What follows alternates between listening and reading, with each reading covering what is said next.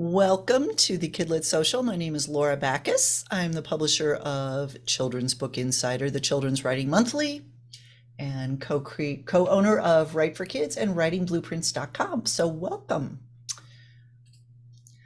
If you are new to us and you would like to get on our mailing list so you know about all the stuff we do, please go to writeforkids.org/ultimate-cheat sheet, and you will get on our mailing list and you will get a free ebook where we have compiled 32 years worth of knowledge on getting started writing for kids into one ebook, which is your gift for signing up for our list. We do not bombard you with emails. We send you maybe 2 or 3 a month at most. Things like the social webinars we have coming up, etc. And we never sell. We never sell our list to anybody. Okay. And if you are curious about our newsletter, Children's Book Insider, which is celebrating its 32nd year of publication, you can go to writeforkids.org/CBI and subscribe for $5 a month. It's quite the deal. You get a monthly issue delivered to your email inbox. We have a special interview every month with either an agent or an editor, and they give us an above the slush pile opportunity, submission opportunity for you to submit. And this slide is wrong. It's calling it a code. We used to use codes. Now we actually have a link to a special submission form that's only for our subscribers. No one else gets to use it. And you fill it out with your manuscript pitch and a bunch of other information. I compile all these forms at the end of the month. I send it to the agent or editor, and they will look at it first before they look at other submissions. Or if they're not taking submissions, as happens like with Doubleday, they will open it up for this particular form for our people. And then they will contact you if they want to see the entire manuscript. So, writeforkids.org/CBI, you get access to all of that good stuff. Now we get to celebrate. Oh, thank you, Tanya Ann. She confirms that we don't do mass email blasts. Good. No, we take that very seriously. I hate it. Sometimes I sign up for stuff that I think, oh, I want to see what this person's doing. And then I get an email like 3 or 4 times a week. I unsubscribe. It's annoying. We have too much stuff in our inboxes. Anyway, let's get back to celebrate. I got some great celebrates this week. Pat J. Wheeler writes, my first book, Winnie Acts Up, has just gone to the illustrator. It will be independently published with the help of children's book master, Karen Ferreira.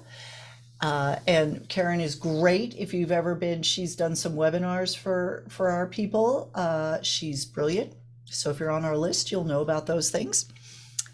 And the wonderful editors, Marcy and Bethany. Thank you so much for getting my writing journey on track. Well, Pat, that's awesome. We can't wait to see the cover and to know when the pub date is. So do keep us informed of those things. Pat Dana says, I would like to celebrate the 9/27 launch of my second self-published book, Delmar, the Dinky and the Circus Animals. This is the second in a series about the adventures of a little trolley at the 904 World's Fair in St. Louis. So Pat, I think she's on here tonight. Congratulations. That's awesome. And it's really a very sweet, cute cover. I love it. So if this is your second one, the first one must have done well. Congratulations on that too. And Karen Autio, who's here tonight, writes, my picture book, I Can Too, and its French translation, which I'm not going to say because I can't speak French, for ages 3 to 7, about accessibility, adaptive equipment, inclusion, and friendship, illustrated by Laura Watson, are releasing on October 4th by Scholastic Canada. Woohoo! I'm donating a portion of my royalties to Julia's Junction, a fully inclusive playground being built in West Kelowna, BC in 2023. That is great. And also, I'm excited to announce I've signed a contract with Scholastic Canada for a companion picture book called I Can Too, to be illustrated by a companion picture book to I Can Too, sorry, to be illustrated by Laura Watson and published in 2024. Well, Karen, that is excellent news. Congratulations. And how awesome that they're building this inclusive playground. That is just wonderful. So happy to see that. I wanted to also tell you about this. So Miao Wengen, who is the president of Multicultural Children's Book Day, has put out a call for reviewers. Multicultural Children's Book Day is one day every year in January. It takes place on January 26th in 2023. And the goal is to get multicultural children's books out into the hands of as many kids as possible through story time, through YouTube videos, through donations to classrooms, all sorts of stuff. Anyway, she needs reviewers for these books. And you can sign up to be a reviewer and you will get a free book. Now, if she gets a gazillion reviewers, you know, she can't guarantee everyone will get a book, but that's why you got to jump on this now. And you get to pick sort of the age group, the type of diversity that you are interested in reviewing, different things like that. And you'll get a book in the mail to review. And then they use these reviews to talk about the books and to get them out to these kids. And you have to be able to post about Multicultural Children's Book Day on at least one social media platform. So you need to be on either Facebook or Twitter or Instagram or something, because she wants to help get the word out. So you could go to multiculturalchildrensbookday.reviews and find out all that information. You need to sign up by the end of December, but like I said, you're getting this info early, so get there now before she gets enough reviewers. Okay. So again, I want to hear your good news. You can email me at mail@rightforkids.org and put celebrate in the subject line, and we will feature you on a future Kidlit social. Does not have to be a publication. You could have found a critique group, an agent, finished your first draft, whatever. We want to celebrate with you. So send me those celebrate announcements. And I want to tell you about a webinar we have coming up a week from tonight. How to sell your children's nonfiction with a brilliant book proposal. The insider guide to getting a contract before you write the book. Isn't that awesome? Isn't that the dream, right? So Patricia Newman is a Siebert Medal honoree and multi-award-winning nonfiction author. And she has sold all of her nonfiction books from the proposal. And she has a really great system for how to write a proposal and also how to use the proposal as a way to develop your book idea, to figure out the style you're going to write it in, to know whether or not your idea has a hook, to decide on the voice you're going to use in the writing. She figures all of this stuff out with the proposal so that when you get that book contract, you can sit down and start writing and you've already worked out the hard stuff. So if you're interested in signing up for that webinar, it's $47, such a deal. In bit.ly/NF proposal. As part of our, if you've been to any of our webinars, you know that it's about an hour and a half. So it's a lot of information, including Q&A. You get lifetime access to the recording. So if you can't make it live, you can always watch it on the recording, or you can watch it over and over on the recording. You also get a PDF handout. One of the things Patricia is giving us is the entire proposal that she used to sell her book, Sea Otter Heroes, which won the Siebert Medal, the Siebert Honor Medal, Siebert Medal Honor, Siebert Medal Honor. So you're going to get that full proposal to use as a mentor text, which is amazing. So that alone, I think, is worth $47, but I'm a little biased. So anyway, check it out, bit.ly/NF proposal. A week from tonight, 5 p.m. Pacific, 8 p.m. Eastern, with the replay going out the next day. Okay. And if you're on our list, you'll get an email about this on Thursday. So here's our link of interest for tonight. Nathan Bransford, you know I love his blog. He's a former agent and now he's a freelance editor, and he's also a writer. And I just love his blog posts on the writing process. And he has a great one, What is the Narrative Voice? And he really talks about explaining what this is and why it's important, and how to create your own voice and the purpose the narrative voice serves. It's different from the character voice. So check it out. bit.ly/what is narrative voice. Great article. All right, now I get to introduce my guests. Merriam Sarcia Saunders is a professor and psychotherapist specializing in neurodevelopment disorders and divorce. Her newest book is Trouble with a Tiny T, a middle grade novel published by Capstone Press in 2021. She's chronologically, yes, I think that's her newest picture book or children's book. We'll get into all that because she sold these things in an interesting order. She's the author of 2 picture books that have ADHD related stories, My Wandering Dreaming Mind and My Whirling Twirling Motor, which got a starred review, and it was published by Imagination Press. In addition, she's the author of 3 adult nonfiction titles.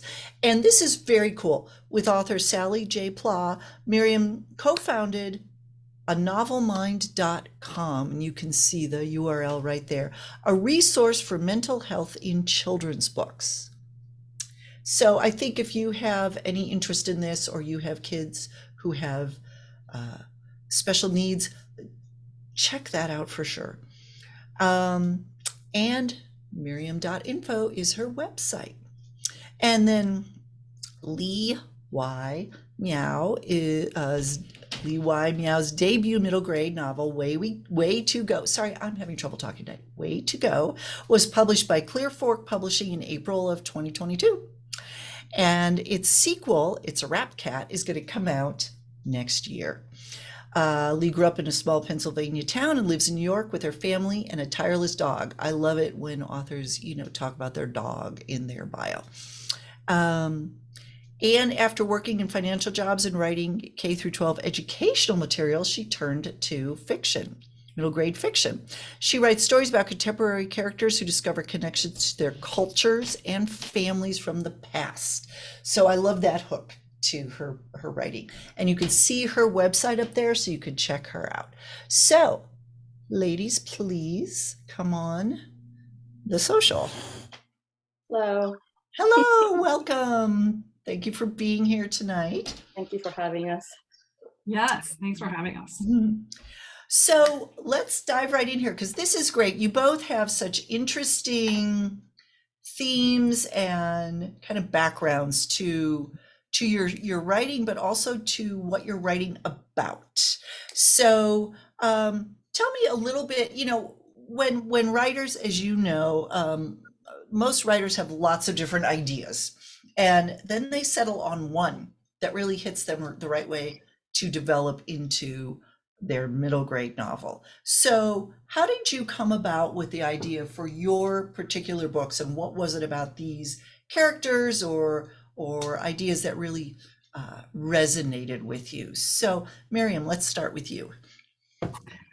So I probably, like many of you, I've always loved writing, wrote short stories as a kid, wrote my first terrible novel when I was in my 20s, and it's still sitting on a shelf somewhere. And then I was inspired by a friend that wrote a novel maybe 10 years ago, to give it another shot. And I wrote a YA, and it was sci-fi based, something that I thought I would want to read if I was a teen. And I thought it was awesome. I brought it to a writer's conference. I live in Northern California, and a great bookstore here called Book Passage has a children's writer's conference once a year, where you could have an editor or an agent look at your 25 pages. And I really thought, this thing is going to get picked up. Yeah, that's not what happened. Because it was my first novel and it was terrible. But I was inspired to get better at my craft. And so I spent the next year working on it. And in a workshop that I took, she invited us to pick some figurines from the front of the classroom and then write a short story that involved whatever 3 figurines you happened to pick. And I picked a little turtle. I don't know if you can see, a little turtle, a dinosaur, an alligator, and a bag, a little like cloth bag. And from those characters, I wrote the first chapter to this book, which as a psychotherapist specializing in ADHD, was about a boy who found a magic bag at his grandparents' house that made his thoughts come alive, but he didn't know how it worked, and creatures started coming out of the bag that he couldn't get rid of. Have I frozen? Or No, you're good. Okay. You're fine. Okay. And so I just started to run with that, and that's where this book came from. That's interesting that it just came from this sort of spontaneous writing exercise, and it just all fit together somehow, Right. Yeah. I think that's great. So Lee, how about you? How did your book come about? Before I started writing jobs, I had financial jobs, which involved some international travel. I was actually an international banker. And I actually had a hard time sometimes dealing with not only the different customs, the languages, but just very, very simple things like mass transportation, etc. When my family and I went overseas, I noticed that sometimes the kids would find innovative ways to get around impediments in traveling.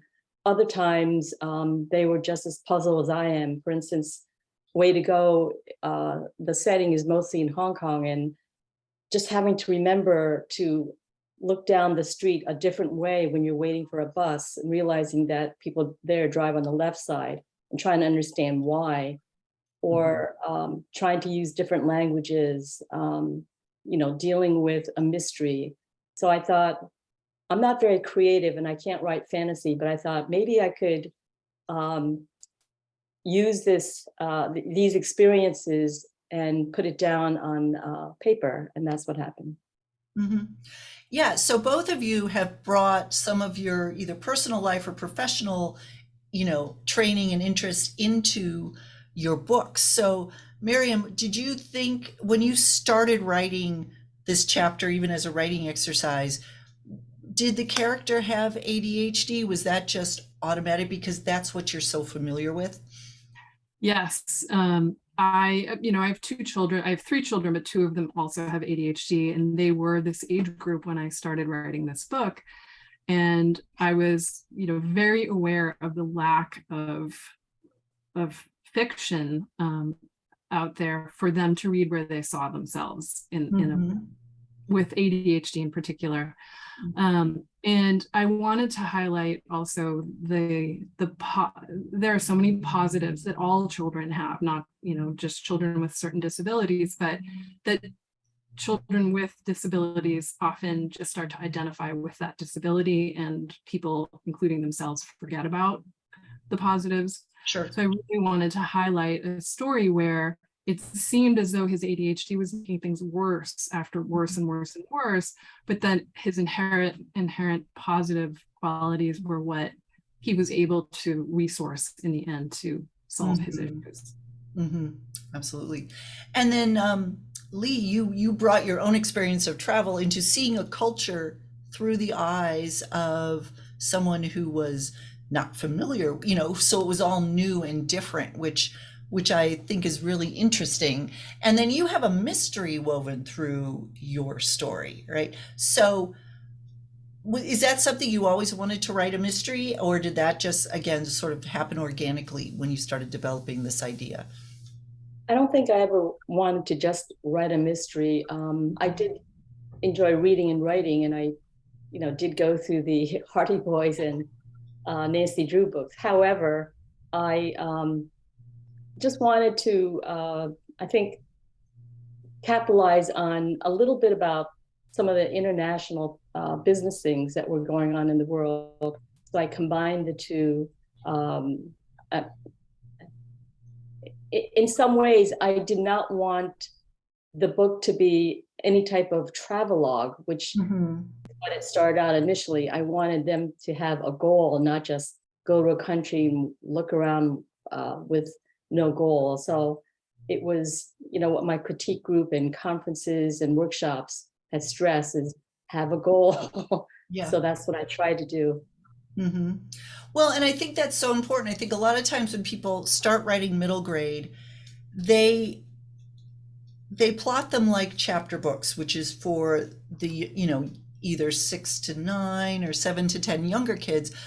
Middle grade plots are much more substantial, and they have layers. They have, your characters do need a goal, and they can be an almost fantastical goal that's bigger than an ordinary kid might have, like solving an international mystery or something. And there are often usually subplots. So I think it sounds like both of you kind of figured that out as you were going along, that you needed to have lots of layers happening. How many revisions do you think you went through on your manuscript? You have 5 hours to listen. Many, too many to count. And I want to stress the importance of critique groups. I had a critique partner named Kathy who would say, and I believe she's in the audience, so sorry, Kathy. She'd say, Lee, please put in some reaction or something to make me realize that there is some emotional undertaking going on. And so I always, when I actually wrote new scenes, I would always think, what would Kathy do after Ellie does this or Ellie does that? Right? So that's where critique partners come in. And so, no, my revisions were just too many to even, count. You'd need days and days to know. How about you, Merriam? Yeah. So, there are all the revisions before you get an agent. And then there were at least 2 with my agent, because she's a very editorial agent. I had characters she made me kill off, and yes. Then I've had at least 3 revise and resubmits from houses. So that's another round of revising. And then when it got picked up, then and the real editing starts, right? Yeah. So, and then even after that's done, there's a secondary editor and copy editor. I mean, you're just like, when am I going to be done with this thing? So how do you keep the passion going for the project when you were doing so many revisions? Even, once it gets picked up, I can understand where it's like, okay, we're getting close to publication. I can keep going. But before you get to that point, when you're still writing the manuscript and your critique group's looking at it, and they keep saying, you know what, this character is just not believable, or this subplot, I don't get it. Why is it there? Or whatever. How do you keep going at that point? Merriam, why don't you start with this one? Well, I think, first you have to have faith in yourself and knowing whose feedback to listen to. Right. And then hopefully you've made the right choice. And after you've made those first revisions, you realize the manuscript is better. And so I think that's what kept the passion going for me, was every time, even though it killed, right? You think, oh, I'm finally done, it's great. And then your critique partner or your agent says, this isn't working, you have to push here, And even if you're like, come on, can't you see it the way I see it?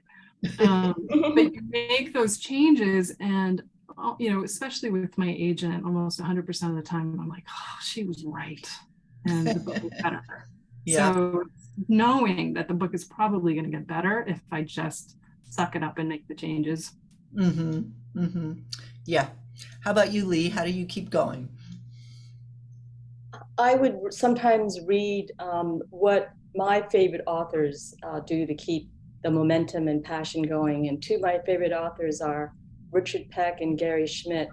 Mm. So I read somewhere that Gary Schmidt often worked on 3 books, simultaneously. As he's finished revising one, he would start on the next one. And then as maybe the first one is being published, he'd work on the second one, put that aside as a revision was finished, and then start a third. And so I would get ideas, and then I slowly try to think about the next manuscript or even a short story. And in fact, the second book that I wrote is not published yet.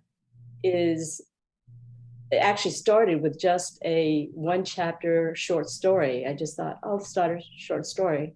And then it grew into a full-fledged book. Mm-hmm. Mm-hmm. No, I think that's a great idea. Sometimes if you can step back and just work on something else for a little bit, Absolutely. it gives you enough space from your manuscript that you start to see what you need to do.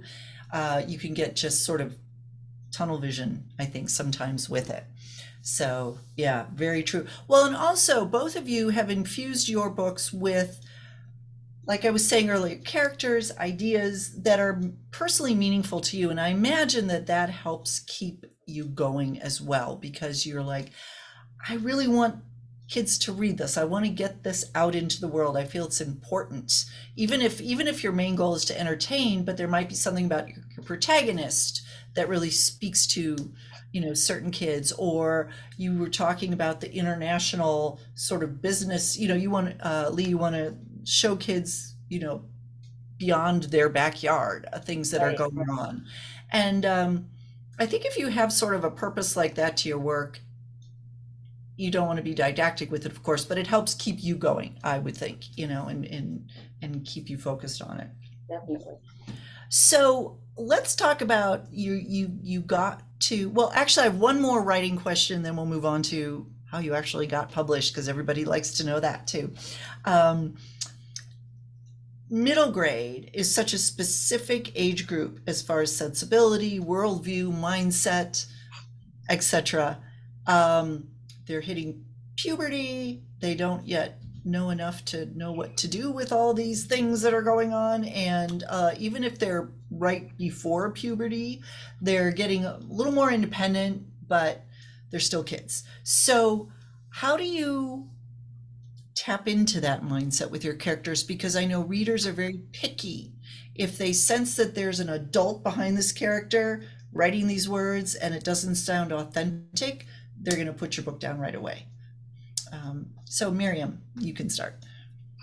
Well, I probably had it easy at the time that I started, because not only had I just come off of years of being a school counselor for this age group, I also had 3 children in this age group. But the real truth is something Jennifer Chaldenko once said, was that truly inside she is actually a 12-year-old boy. Yes, and that's how I feel. I think that's it. Yes. Yeah, sometimes that's just the way it is. That's who you are. How about you, Lee?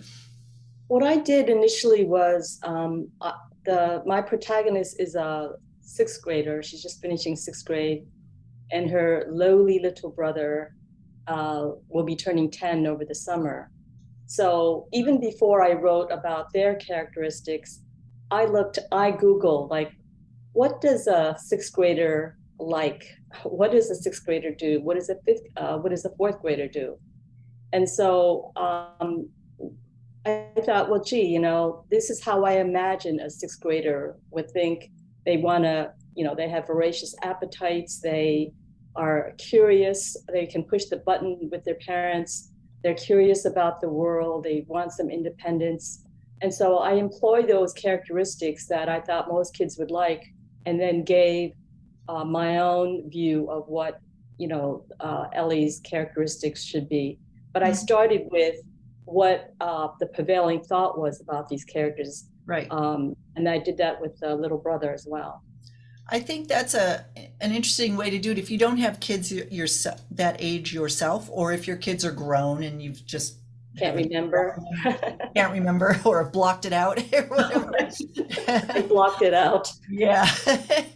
um, I think too, there's so much stuff now on social media that young adults for sure, you know, posting their own stuff. A lot of young adult readers will do their own book review, YouTube channels or whatever, and TikToks and stuff.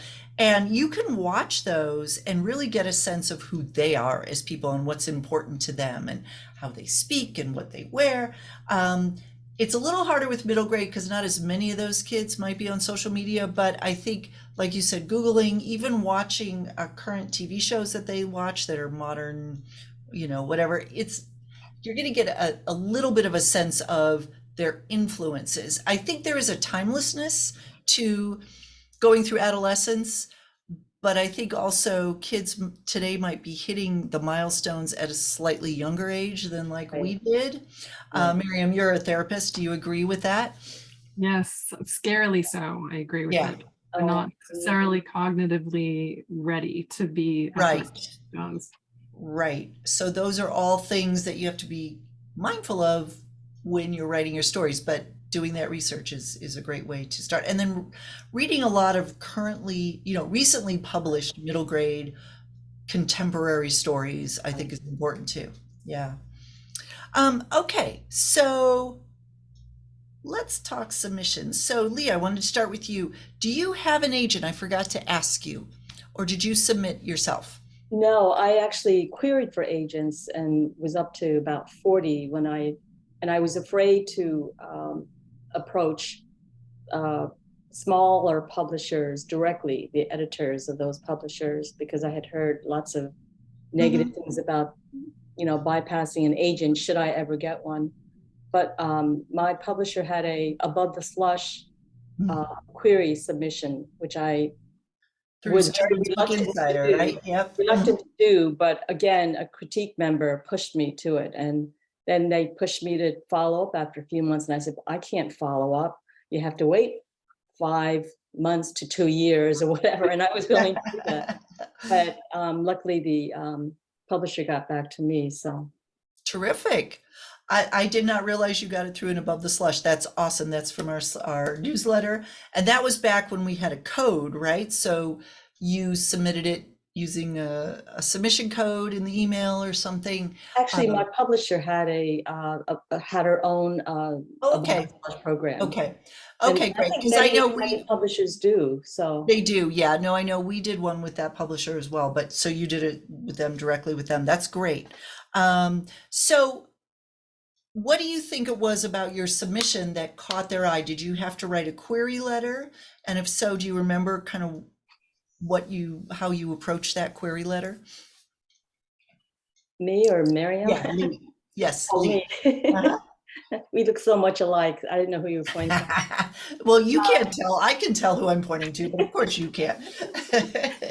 I had to write a comparable query letter, but by then I had had experience, many, many, many query letters that either went unanswered or were, you know, neglected. And so this particular publisher wanted me to write, what were the 3 marketing ideas? What were the 3 ideas, though, that would help me market this piece, which, you know, I hadn't thought of because I was in the dark about what happens after you publish.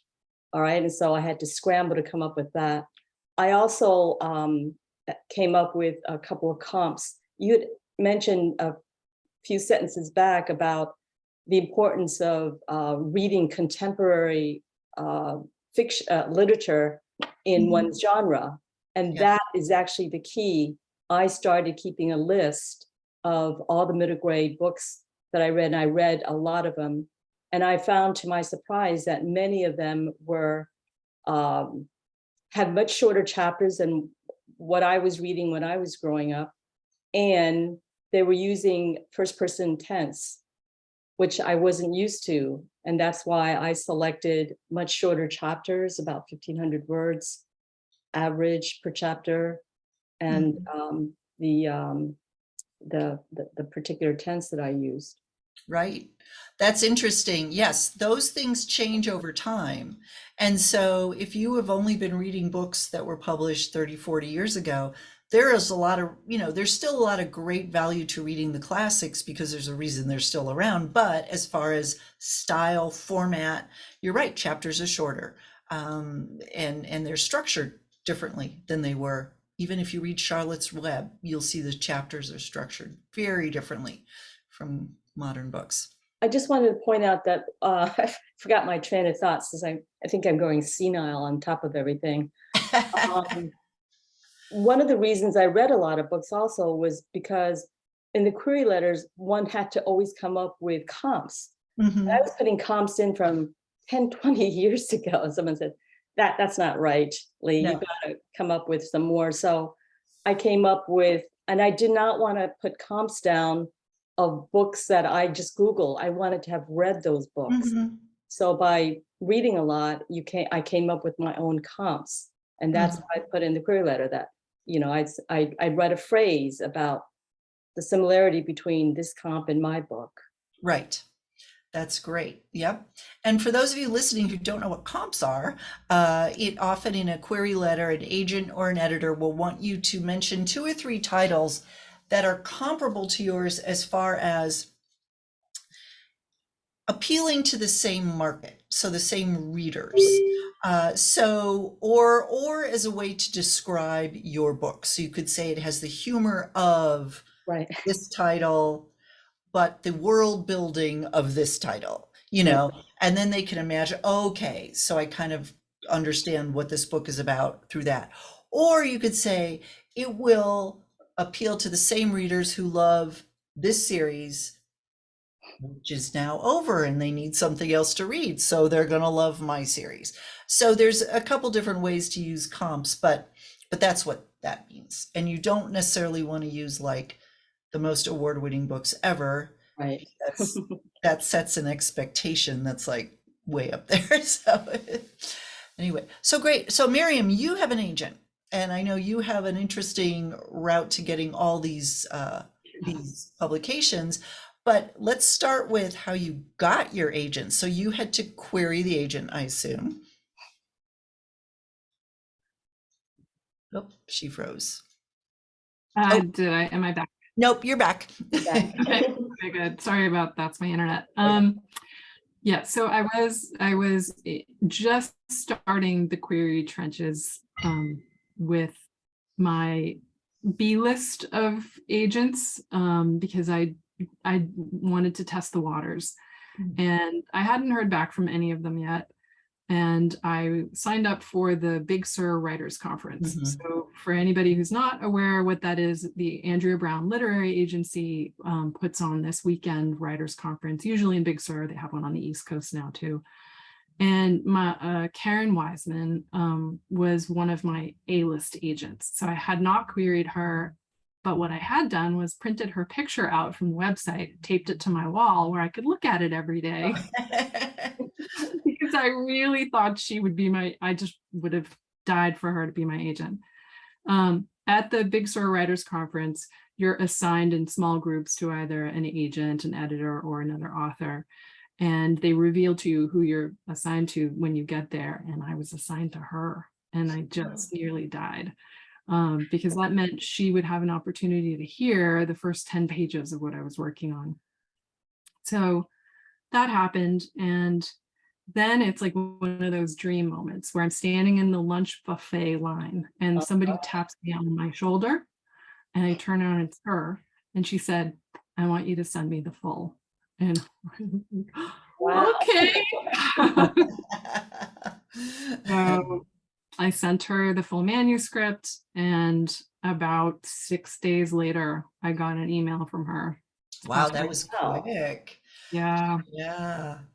So, I thought you were going to say she was in the buffet line and asked you to pass the salad, but instead she sent me the full, which is like terrific. kind of the same. So, that is I want to hear the rest of the story in a second, but I need to interject here. That is a dream moment that every author has, but you did, it was not luck. Okay, you did the work. I'm assuming you workshopped those first 10 pages pretty extensively before you even got to Big Sur, because you knew you were going to have an opportunity to read them to someone. You didn't know who. And so that's huge. You committed to this conference, which is important. Writers have to, if you have to put yourself out there and make these opportunities happen, even if it means saving up for several months to go to something like this. But you did it when you were ready. Your work was ready. You didn't, and a lot of people do that kind of thing too soon. And then it's an opportunity that they can't really take advantage of because they're there too soon. So it sounds like you did everything right. Plus you just manifested this with her picture on the wall every day. Yeah, exactly. I think I can't stress that point enough, Mhm. not about manifesting, but about being ready, because it was like the stars aligned, because I had worked so much on the book, the manuscript, and yeah, I think that there can tend to be an impatience, or Yes. something is ready too soon. Mhm. But you can miss opportunities on a project that you could get to that great point, but you rush it. So Right. um, Okay, so then what happened after that? She signed you. well, yeah. So then, of course, I fall to my knees in tears, thinking I've made it, yay! It doesn't quite work that way, because then she's got to get busy and shop the book. Almost immediately after she subbed it, we got a lot of favorable responses from some big name publishers. And within a couple of months, what appeared to be an offer, an editor who said, we would like to acquire this.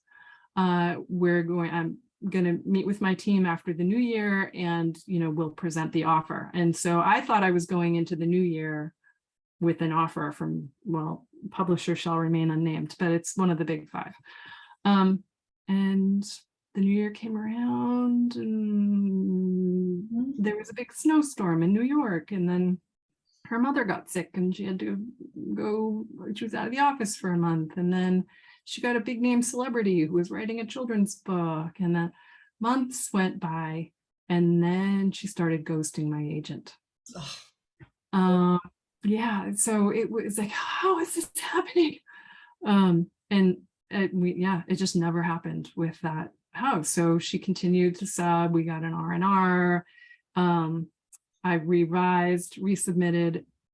My agent really, really wanted this editor.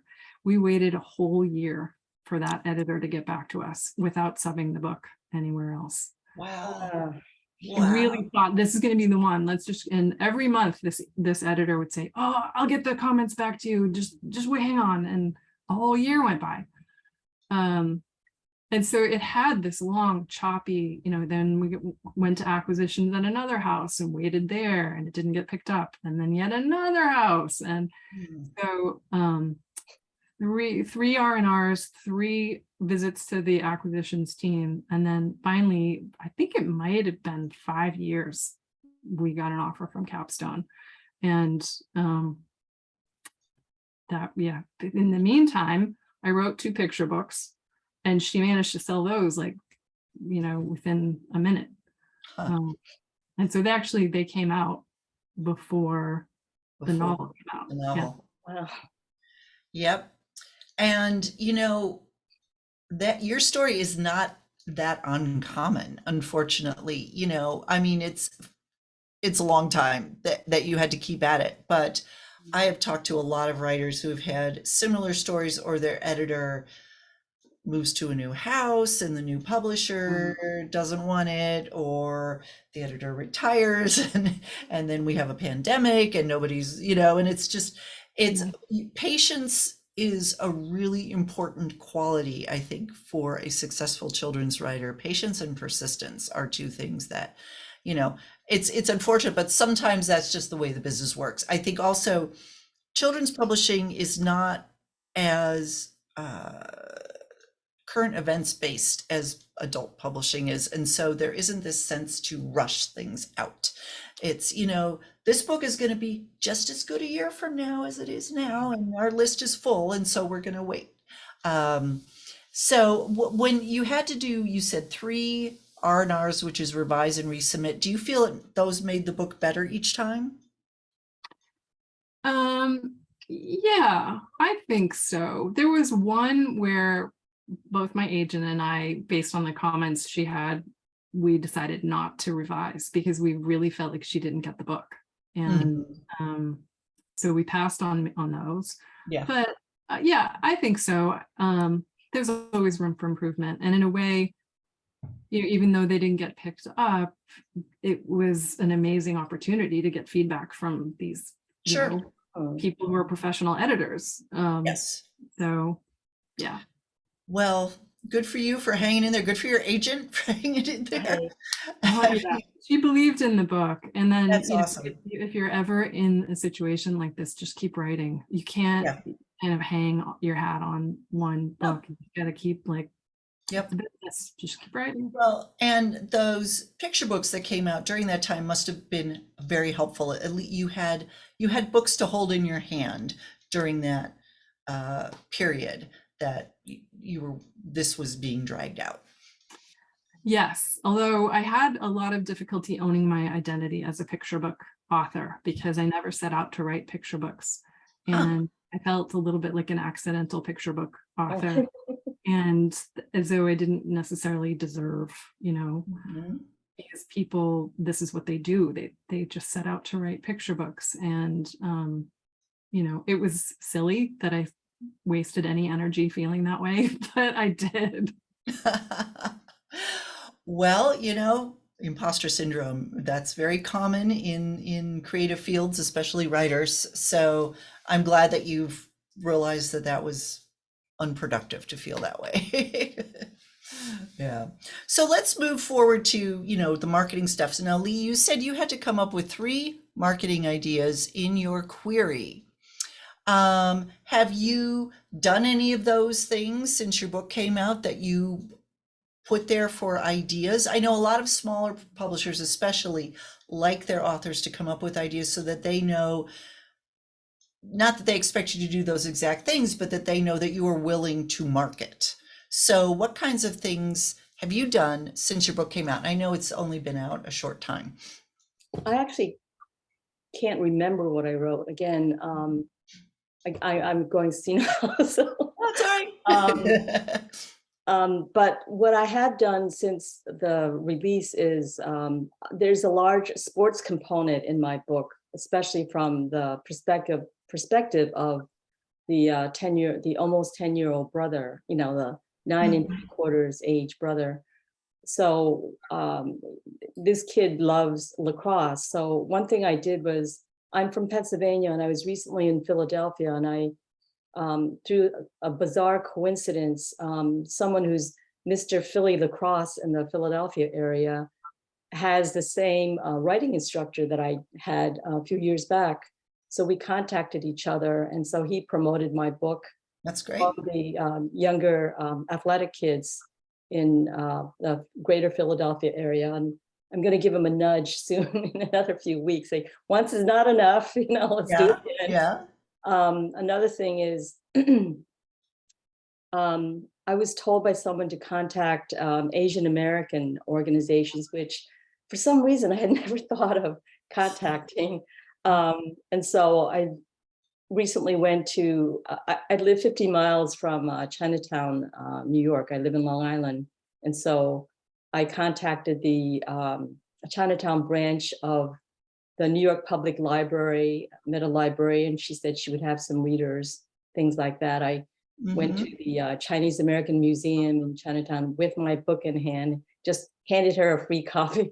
Great. And try to get the word out that way. So yeah, and I'm still working on things. So yeah, no, those are great. Anything that ties in with your book in any way, I think is a great way to get the word out. Have you approached anybody about doing a book signing or a live event in any of these places, like in the Chinatown Library? No, primarily because I find that, well, one, I don't live there, so it's always a hassle to go by train or even by car. Mm, Um, but I have that's sort of been a quandary whether I contact uh, libraries and bookstores in this area, which has a dearth of bookstores actually, since the largest independent bookstore in this area closed. mhm. Or do I focus on a state where I'm from and more comfortable with? Or I have also tried to contact actually many libraries in the Southern California area and got some Mhm. to carry my book in the libraries at least, because Right. the larger ones will accept suggestions if you have a tie to Southern California. And I said, well, my book takes place in Southern California. I was a Mhm. resident there many years. Yeah. This is something I had to do myself. I don't know about Merriam, where the larger publishers would already contact bookstores and libraries for you, but the smaller traditional publishers don't have that staff. So I Mhm. do a lot of that myself. Right. Yeah. Yeah. Miriam, how about you as far as marketing for any of your books, really? Yeah, I would say I did not have a lot of marketing support from either of my publishers, but I had more from Imagination Press, who's slightly larger than Capstone.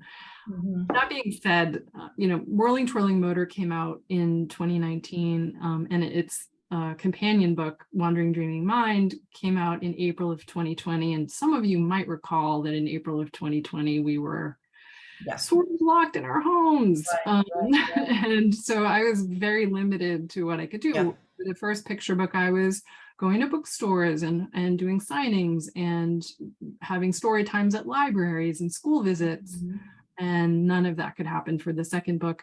And then the novel came out in 21, same deal, we were still under lockdown. I So, know. um, Or so, and there is a marked difference in how the books are doing. The first book is doing like skyrocketing better than Yeah. the other two, Mhm. because and I don't know, if it's because of the pandemic and those live things that I was able to do, or if it's just been around longer and word of I'm mouth. I'm Hard to sure there's lots of reasons, but the thing is you can still promote those books now, and I think a lot of authors have found that their books came out during the pandemic and they just kind of pretended like that didn't happen, and they're acting as if they're coming out right now. yeah. Because finally we can start doing stuff again in person, and I think I could see your picture books especially being great for story time with kids. um, and you know uh, I mean there's a lot of, because of there also therapists who work with kids with ADHD, I know there's networks of doctors and stuff that if you can plug into that as a Right. recommendation. And there's bloggers who specialize in blogging about kids with uh, ADHD, and they might make book recommendations as well. So Well, so that's, piggybacking off of what Lee said, yes. if there's anything in your book that is different or a specialty, then Mhm. finding some organization or, something Absolutely. that you can attach yourself to. So I became one of those Yes. bloggers. I write a lot for Attitude Magazine, which is the preeminent ADHD Mhm. online resource. Sure. And that's probably, one of the reasons that people find the books. Yes, I imagine it is. Yeah, which is another great way to promote your stuff is write an article for a publication that is some sort of connection to what you're writing about. Absolutely. let me Well, write I this want to get to down. some, oh, Let me oh, write that down, Miriam. yes. Um, I want to get to a few questions here, but I'm going to ask you both one last question. Uh, Is there anything you learned during this process that you wish you'd known going into it that you would do differently now, or that surprised you, sort of, that people listening can learn from? I should have told you ahead of time I was going to tell you this. And if you can't think of anything, what's your best advice for writers who are listening, who are starting their middle grade writing journey? Lee, do you have anything you want to start us off with? Yes. We have 5 days. Actually, I was one of those, I'm not an introvert, but I actually hated social media. When I had my book, when I signed my book contract, I wasn't on social media. I didn't have a website. Mhm. From that time until a year later, in between the time that and the second year when my book was published, I suddenly decided to get on social media because, and when I did, I realized that all these authors were touting like a book cover reveal or, hey, I Yeah. signed my contract, but I didn't do any of that because, I mean, I told a few people, I told my husband, 1 or 2 kids. I didn't really, some writers, and I wish I had done that in advance. I subsequently settled on Instagram instead of trying to do all 3 or 4 social media.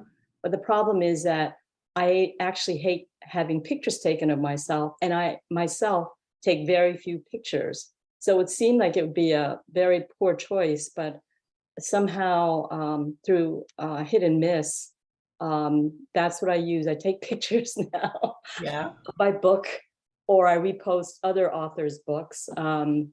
Want to plug a book for a friend of mine, Jaime Formato, whose book Roll for Initiative is coming out. And at least then you can write about other people's books that are coming out, not just about yourself. All Right. right. So I would say, even if you hate social media, try to get in on it a little bit at least to buoy your presence, and then tout your book that way. Sure. And you picked the one that you're most comfortable with. I think that's important. Don't feel you have to be on everything. Uh, Pick the one that you're most comfortable with and that you'll actually post on is important. Yeah. So Miriam, how about you? Yeah, I think there's, so much information out there on writing and getting your manuscript ready, and maybe a little bit less about what happens after you get picked up. And so educating, I wish I had become a little bit more educated around, what happens after the baby is born. And for me, I came to understand something about myself, which surprised me, which was that I was really shy around promoting myself. I'm still not good at it. And I think that I want to become better, and I want to be a little more at ease about shouting from the rooftops about my books. So maybe, just taking a look at yourself and what you may or may not be good at and what you might need to succeed, and maybe trying to grow in those areas as well. Sure. As growing as a writer. Absolutely.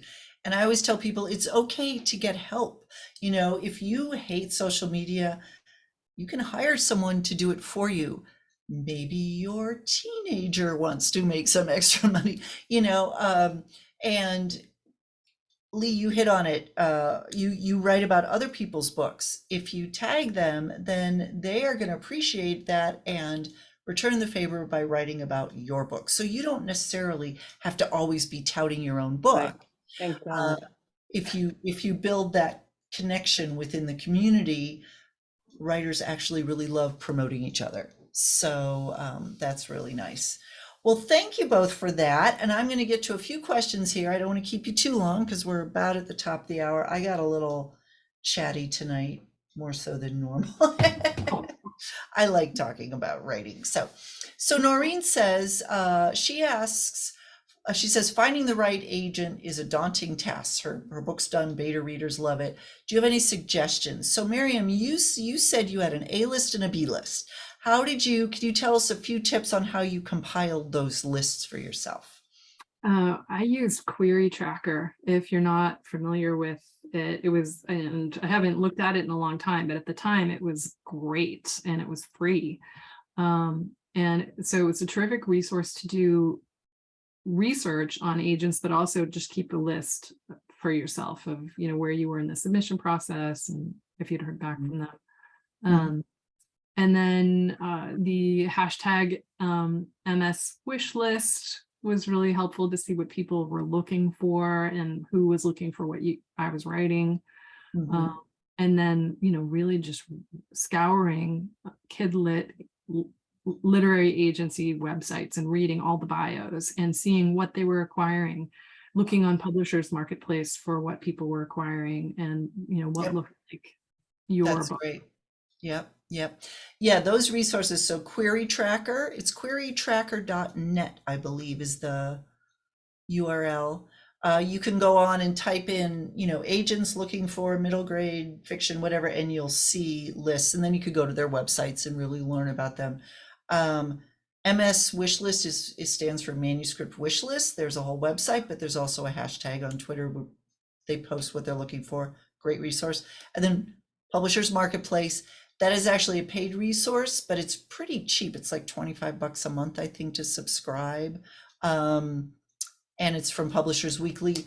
But those are great because you can read the deals, who sold what agent represented it, what editor bought it, and you can really get a sense of people's tastes that way. So yes, those are 3 great resources.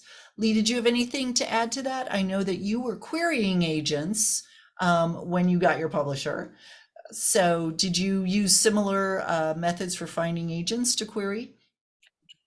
Just quickly, I after sending out queries to a number of agents, I started using manuscript wish list, Right. which listed all the agents and narrowed down to what kind of genres and subgenres they were looking for, as well as then when you found somebody that seemed compatible with your book, I would look up their bio on their agency, or I wasn't on Twitter, but I subsequently found out anybody can look up somebody's Twitter account and see, Yeah. what they're selecting.